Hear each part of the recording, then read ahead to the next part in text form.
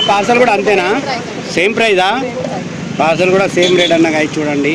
చాలామంది ఇలా వచ్చి పార్సల్ కూడా తీసుకెళ్తుంటారు, కొందరు తింటుంటారు. ఏం భయ్యా మీరు రెగ్యులర్ పార్సల్ తీసుకెళ్తారా?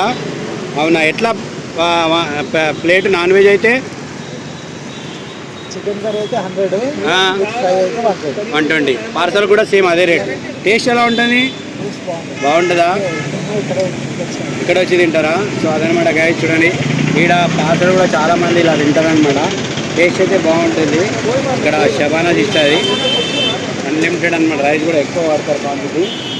సో చాలా అయితే చాలా బాగుంటుంది టేస్ట్.